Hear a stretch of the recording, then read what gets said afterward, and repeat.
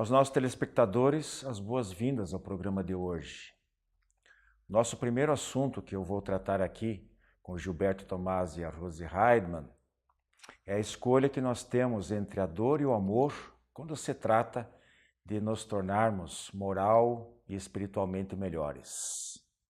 Em princípio, só há esses dois caminhos para romper com a inércia, com a indiferença e a ignorância que caracterizam nossa conduta quando nós falamos na necessidade do progresso espiritual. Uma outra situação nós vamos encontrar no quadro Cristo e nós no terceiro milênio, quando nos defrontamos com a exortação de Jesus para orarmos pelos que nos perseguem e caluniam. Uma tarefa extremamente difícil, porque os outros muitas vezes agem de uma forma anticristã conosco, em relação a nós, ferindo-nos a alma. E para atender o que Cristo nos recomenda, nós precisamos, dito em outras palavras, oferecer a outra face. Precisamos dobrar o nosso orgulho, mas ao mesmo tempo dar mostras da nossa grandeza moral, ao compreendermos que nós temos o dever de dar os grandes e os melhores exemplos. Se os outros agem mal e se rebaixam à condição de espíritos equivocados, ainda sob o império de sentimentos primitivos e doentios, nós não podemos agir da mesma maneira, nós temos que ser diferentes. Por falar nisso, pode ocorrer também que, às vezes, a prece nem seja endereçada para um inimigo declarado, mas simplesmente para alguém com o qual nós não simpatizamos. Alguém que nos é antipático ou de quem nós discordamos frontalmente de algumas das suas atitudes. Tal é o caso da pessoa a quem eu vou mandar o meu abraço fraterno dessa semana, numa torcida, ou no jargão espírita, numa vibração derrogativa aos espíritos do bem, para que essa pessoa passe a tomar as suas decisões, que prevaleça, né, a justiça verdadeira, sem ser contaminadas essas decisões por distorções pessoais ou interesses políticos. Nosso diálogo espírita está no ar.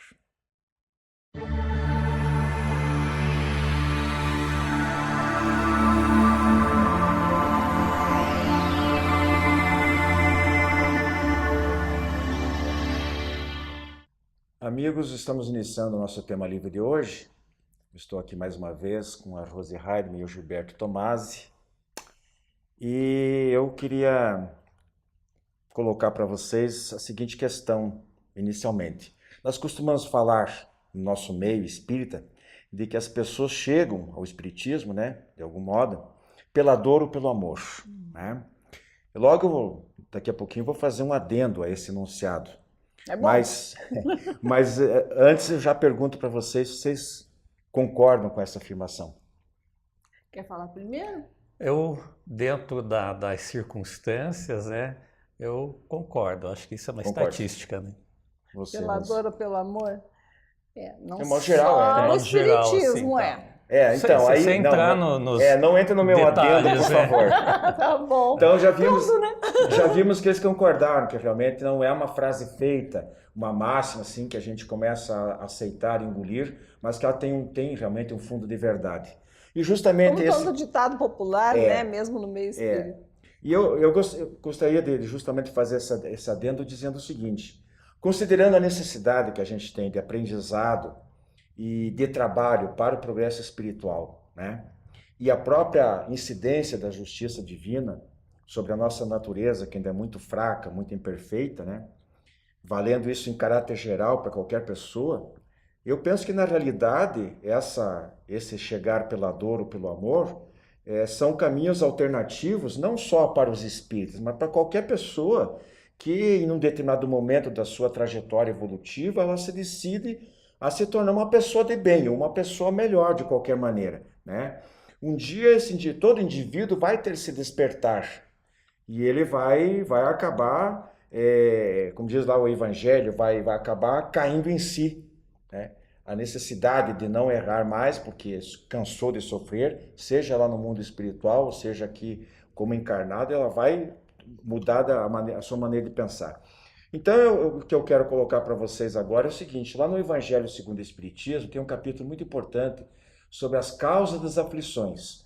E os Espíritos dividiram em causas relacionadas a essa existência e existências anteriores, né?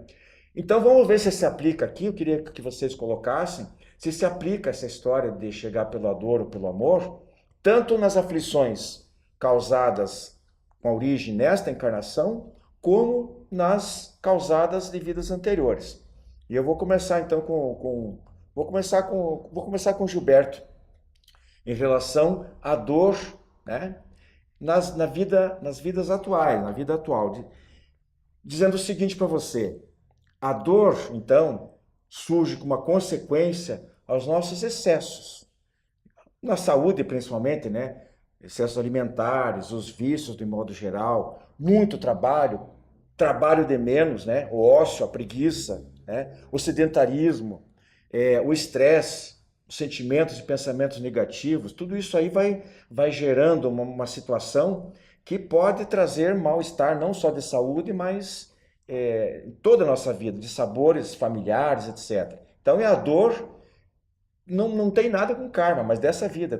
Você gostaria de complementar isso? Sim, prezados amigos, Wilson, Rose, eu entendo que, às vezes, a maioria dos problemas, das dores pelas quais a gente tem que passar, são coisas que nós amealhamos agora, nessa encarnação, em função das nossas atividades, do nosso livre-arbítrio. Eu penso também que isso se deve um pouco em função daquilo que a gente não conseguiu realizar em outra encarnação, foi para o mundo espiritual e volta. Então, eu acho que está meio entrelaçado, né? Então, essas marcas que ficaram de outras existências podem contribuir para que nós não consigamos dar conta e, ainda pior, consigamos arrumar mais complicações nessa vida. Então, é uma atrás da outra. E aquela história, quanto mais se avoluma o problema, mais difícil é dele ser consertado. E uma coisa puxa a outra, você falou, você está estressado por causa do trabalho, você tem dificuldades pessoais, dificuldades em casa, dificuldade de toda ordem. Se você não tiver uma estrutura muito firme, baseada na religiosidade, na fé, se você não saber colocar na balança o custo-benefício das suas ações, realmente você não vai sair do lugar comum. Então, não misturemos as coisas. Como eu falei, pode ter algum reflexo de outras situações que nós causamos em outras existências, mas estamos aqui sem procurar resolvê-las e, pior, complicando ainda mais em função da nossa pouca vontade, da nossa determinação, da nossa força de vontade em querer superar isso.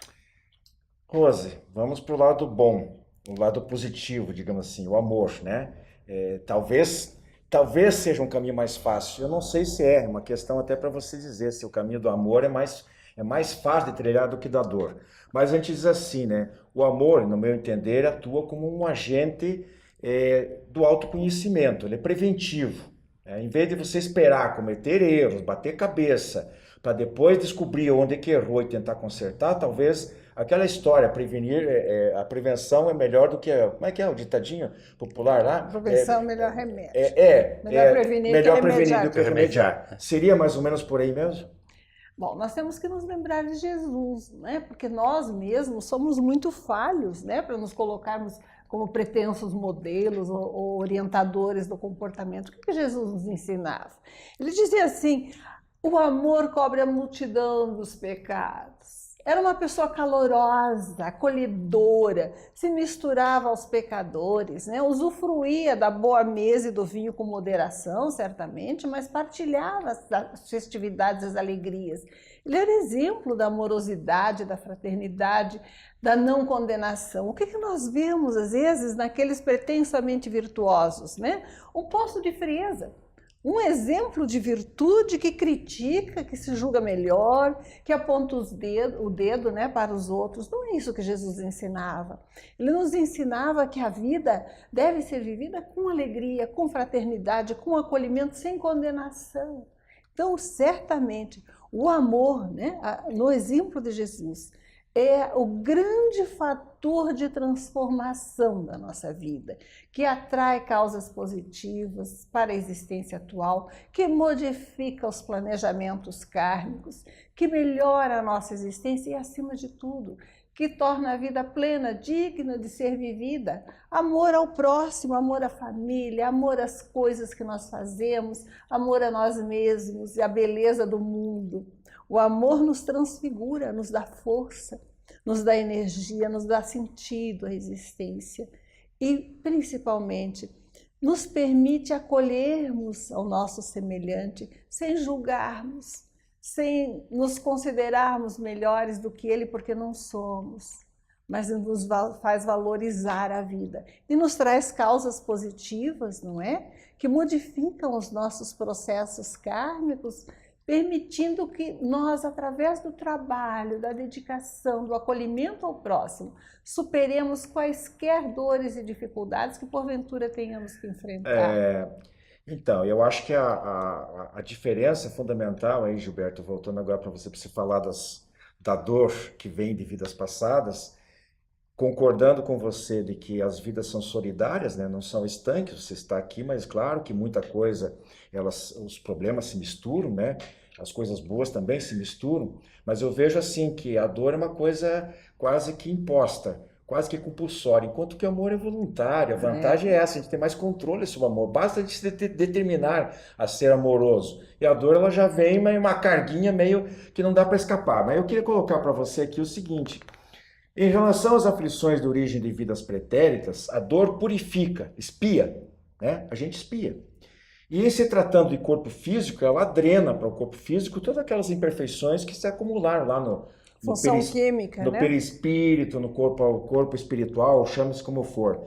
E drena na forma de distúrbios e enfermidades. A gente está falando de saúde, mas voltando a lembrar que qualquer tipo de problema de vida passada pode aparecer nessa. Não tenho nem dúvida, e isso já está comprovado, né? A ciência já comprova, a medicina já aceita isso também, que muitas das doenças que nós temos são em consequência do nosso mundo espiritual, dos nossos pensamentos, daquelas coisas que nos afetam, né, emocionalmente, né? Então, por isso é que e como o espírito é imortal e tem toda a bagagem natural, ela não se perde. Ela aparece hoje. E é difícil de a gente entender isso. É por isso que nós devemos, eu até estava pensando nisso, até estou preparando um trabalho para uma palestra, que conforme Kardec diz, que a doutrina espírita é ciência, filosofia e religião, nós temos que enfocar um pouco mais a doutrina no aspecto filosófico. Porque pelo aspecto religioso, que é importantíssimo, a gente fala, você tem que amar, você tem que perdoar, como você colocou. Mas o porquê? A necessidade disso. E a filosofia vai responder os porquês, para que nós não sintamos depois, né, as consequências, né? Mesmo no mundo aqui material, como no espiritual. Então, há necessidade disso. Então, não tem nem dúvida, estamos interligados, o espírito é imortal, né? Mudamos apenas de local onde nós vamos dar continuidade nesse processo de recuperarmos, resgatarmos algumas coisas pela dor, ou então darmos início e continuarmos pelo amor. Bom. Rose, agora falando do amor, o que benefício a gente pode trazer, o benefício do amor hoje em relação a coisas do passado, né? Como é que o amor pode trabalhar e transformar isso aí? Claro. Quando chega aquele momento, eu acho que a gente não deveria esperar, como se diz, o calo apertar para a gente correr buscar socorro. Né? Com certeza. A gente podia evitar isso. Muitas vezes, voltando aqui um pouquinho para amar até por decisão racional. Exatamente.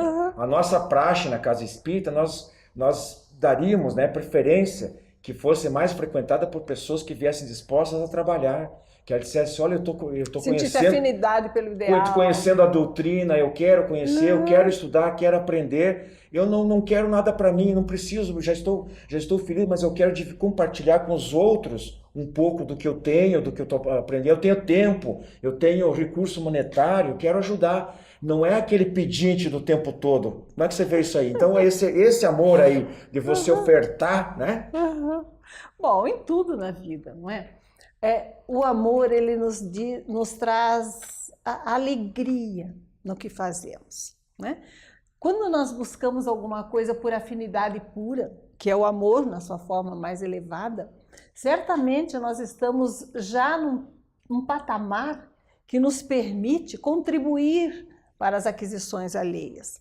Mas, de qualquer forma, nos sentirmos atraídos pelo ideal elevado significa que, às vezes, nós ainda nos sentimos distantes dele, mas já queremos que ele esteja na nossa vida, já nos sentimos atraídos por aquela luz para a qual ainda não estamos preparados. Não somos dignos dela, mas ela já nos atrai, já somos mais do bem.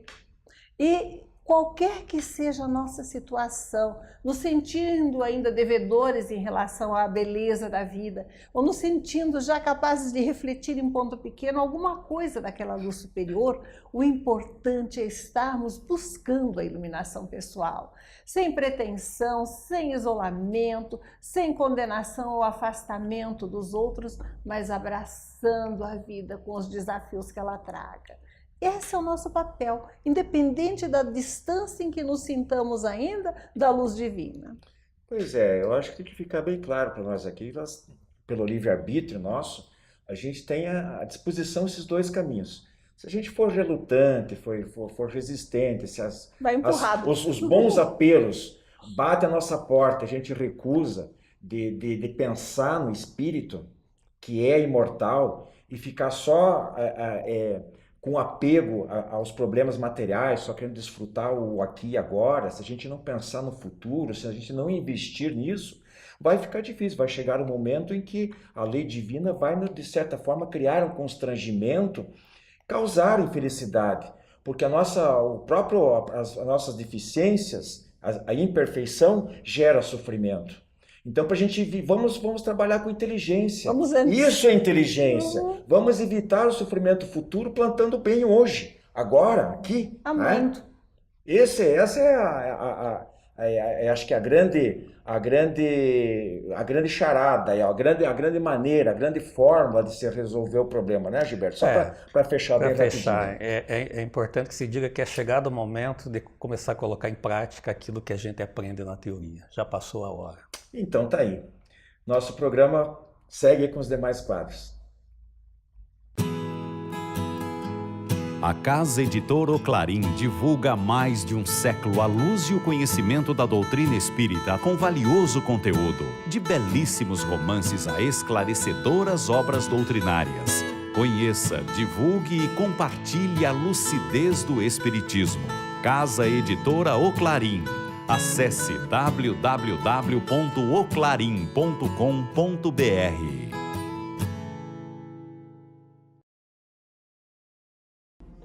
As encadernações da revista Ser Espírita, um acervo para o presente e para o futuro.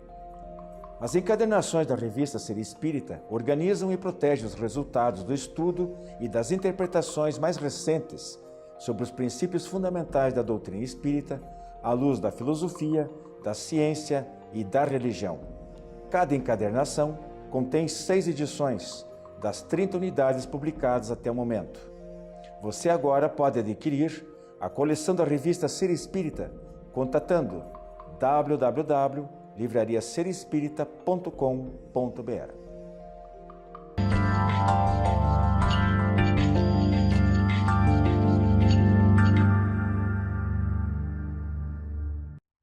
Jesus nos ensinou a agirmos de forma muito diferente quando esteve na Terra. Antes dele, na religião judaica, baseada nos ensinamentos de Moisés, as pessoas haviam aprendido já que existia um só Deus, mas haviam aprendido que era preciso revidar, tomar a justiça nas próprias mãos e buscar muitas vezes justificadamente a revanche. Quando Jesus veio à Terra, porém, ele nos disse: vocês têm ouvido, devemos perseguir os inimigos e tratar bem aqueles que são os nossos iguais. Eu, porém, vos digo, Procurai amar aos vossos inimigos e orar pelos que vos perseguem e caluniam. Qual a atualidade desse ensinamento de Jesus? O que a ciência, a psicologia, as pesquisas da nossa época ensinam sobre este tipo de conduta? Perdoar e orar pelos que nos perseguem e caluniam. Dizem que quando somos atingidos na nossa honra, na nossa afeição, que alguém nos faz um grande mal, nos persegue, nos calunia, é muito difícil perdoar. Por quê? Porque nós falsamente imaginamos que perdoar é esquecer, é não sentirmos tristeza quando nos lembramos de uma coisa ruim. E não foi certamente nem isso que Jesus quis nos dizer, porque está além da natureza humana esquecer completamente o mal, ou é muito raro alguém atingir esse nível de conduta. E o que Jesus nos ensinava tem utilidade prática no nosso dia a dia. Quando nós somos magoados, nós conservamos o registro do fato. Nossa memória não esquece. Quando nos lembramos de uma coisa ruim, nos tornamos tristes, ainda que momentaneamente. O que a pesquisa moderna nos ensina é que perdoar não é esquecer, não é não ter tristeza. Perdoar é não sentir mágoa quando nós nos lembramos daquele mal que nos fizeram. E isso está ao nosso alcance. Como deixarmos de sentir a mágoa? Uma pesquisa da Universidade de Stanford, nos Estados Unidos, que trabalhou com resquícios de ódios, de guerras, inclusive, com pessoas que haviam perdido filhos de forma violenta, ela nos ensina que para deixarmos a mágoa de lado, nós temos que deixar de nos sentirmos vítimas da situação e assumirmos o controle daquela nossa lembrança, buscando modificar o efeito que ela nos traz no momento atual. A mágoa existe principalmente porque nos sentimos vítimas, impotentes ante uma situação má que não podemos mudar.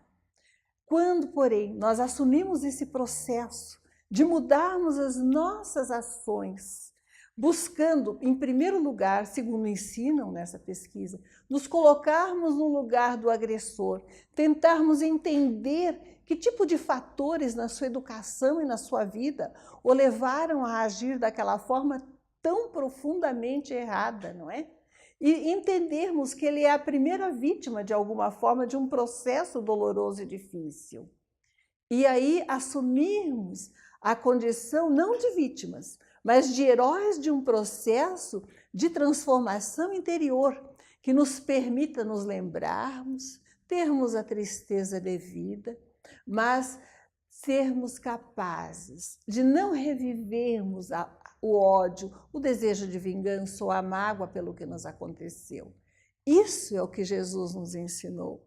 Quando nós buscamos emitir boas energias e boas vibrações, pedindo que aquele agressor se transforme para o bem, confiando em Deus para que ele se modifique e buscando forças interiores para nos harmonizarmos e percebermos a beleza da vida que nos cerca e as oportunidades boas que Deus ainda nos concede, nós nos tornamos heróis, nós nos tornamos ativos nesse processo de perdão.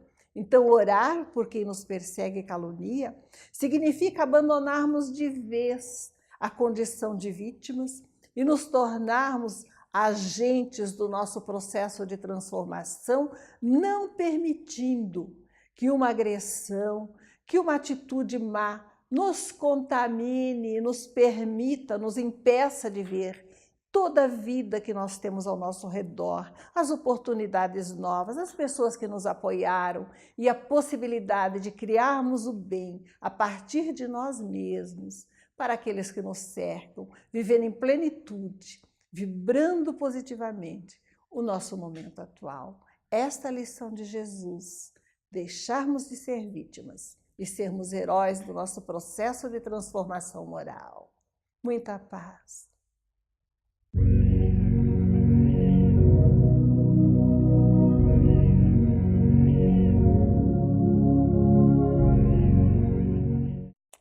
Não é novidade nós ouvirmos de líderes religiosos ou no nosso meio mensagens, às vezes, de de espíritos superiores, através de mensagens faladas, psicofônicas, né? Ou através da psicografia, que conclamando as pessoas, os grupos de oração, para orarmos por autoridades, pelo presidente da República, por ministros, por governadores, por prefeitos, etc. Não é um pedido fácil de ser atendido, convenhamos, mas é necessário. De fato, a prece só faz bem e atinge sempre o alvo, ainda que nem sempre isso seja perceptível, como nesses casos. E é justamente porque há simultaneamente uma interferência muito grande, né? Uma influência negativa, intensa, muitas disputas, muitas discórdias, em jogo os interesses pessoais de um número incalculável de pessoas, que quase sempre prevalece o lado ruim das coisas. Como em qualquer assembleia, vence a maioria. Em casos assim, o lado bom só tem duas alternativas, digamos, para poder se impor, né? Para poder atenuar esse impacto negativo das coisas. Uma é se tornando maioria, através da união de forças, de milhões de mentes vibrando no mesmo sentido. E a outra situação, quando em minoria, é que mentalmente eles se tornem mais fortes, tenham mais poder mental. É isso que a gente observa em reuniões, desde reuniões mediúnicas ou de qualquer natureza. Sempre Kardec já observava isso com muita propriedade. Então, meu abraço fraterno de hoje é uma manifestação de esperança, um desejo ardente que eu gostaria que todos vocês que estão nos assistindo compartilhassem também, endereçado aos 11 ministros do Supremo Tribunal Federal. O Brasil precisa, como nunca, de julgamentos justos, precisa de discernimento, de imparcialidade, de correta interpretação das leis, sem se deixar envolver por subterfúgios, por chicanas jurídicas, que só servem para confundir, para escamotear, para protelar e bloquear as verdadeiras, legítimas aspirações da nossa sociedade. Não se pode admitir o partidarismo entre tais eminências. A população quer acreditar que as suas decisões serão isentas, sem verborragia jurídica que só atrapalha, que esconde verdades. Por isso, pela lucidez, pela correção profissional dos magistrados, pelo bem do Brasil, meu abraço fraterno, minha vibração derrogativa à assistência dos bons espíritos e de Deus, aos ministros do Supremo Tribunal Federal, mas em especial a um deles, do qual eu me ocuparei num programa vindouro. Antes de encerrar, gostaria de deixar aqui um convite para assistir o programa da semana que vem, onde nós teremos a presença, a entrevista, com o Paulo Henrique Wederhoff, da Sociedade Brasileira de Estudos Espíritas, que vai falar sobre o ensino religioso confessional nas escolas públicas, sobre alguns tipos de violência, com mortes coletivas, e ainda sobre polêmicas envolvendo exposições de arte no Brasil. Não percam!